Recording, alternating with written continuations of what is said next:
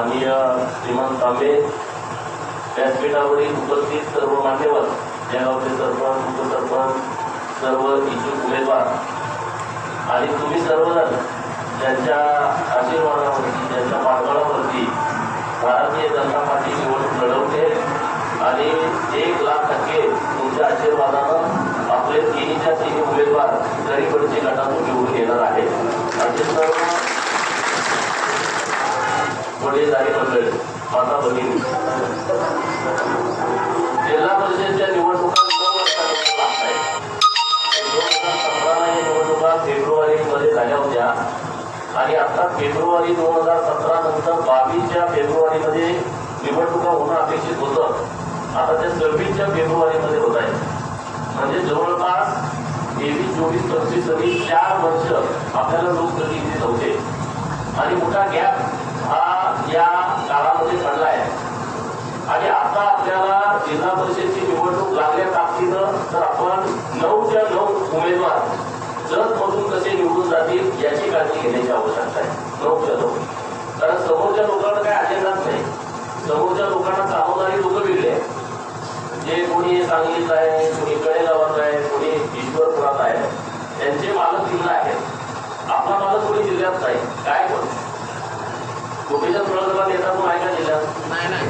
आहे तुमच्या गावात आहे का? आपला नेता वरच्या बंगल्यावर आहे आणि त्यामुळे आपल्याला काहीच अडचण येत नाही. जर विधानसभा मतदारसंघाला एकदम कमक्या नेतृत्व आपल्या पाठीशी ठामपणे उभा आहे.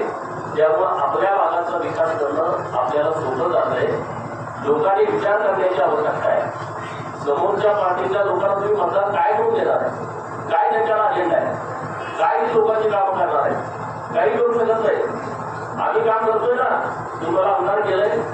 आम्ही गेल्या वर्षभरामध्ये जे काही काम केले ते लोकांच्या समोर मांडलंय की बाबा हे काम आम्ही केलंय. तुमच्यात हिंमत आहे, तुम्ही गेल्या 30 वर्षात राजकारण करता, द्या लोकांना आव्हान द्या, सादर करा काय तुम्ही केलंय ते. 30 वर्षाचा देतो, पुढच्या वर्षीचा आव्हान आल्याच्या नंतर तुमचं डोकं फिरून जाईल. विरोधकांचा आमच्या झालेलं राजकारण तुमचं आव्हान निर्वाही इकडं जेव्हा याच्यापर्यंत करणार आहे. आज तालुक्यामध्ये पाण्याची अवस्था काय आहे? किती निवडणुका झाल्या पाण्याच्या राजकारणावर? 2024च्या विधानसभेच्या निवडणुकीमध्ये तुम्हाला शब्द दिला होता की ही निवडणूक शेवटची असेल की परत दुष्काळ तुम्हाला बघायला मिळणार नाही. आणि आज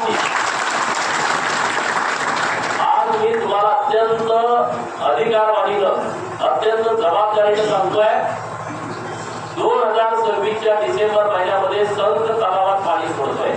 संत तलावात म्हणजे संत तलावात पाणी सोडतोय म्हणजे मागच्या सगळ्या गावाला पाणी येणार आहे. त्याच्या नव्यानं सगळ्या गावांची नावं घेण्याची आवश्यकता नाही. काम एकदम युद्ध पातळीवर सुरू आहे. तिकडं कुळगिरी लाईनला सुद्धा आम्ही पाणी सोडतोय. जवळपास 18 पाझर तलाव आणि सासवड तलावामध्ये पाणी सोडण्याची व्यवस्था डिसेंबर अखेर आम्ही करतोय. आणि राहिलेल्या गावांना 2027च्या डिसेंबरमध्ये जत तालुक्यातलं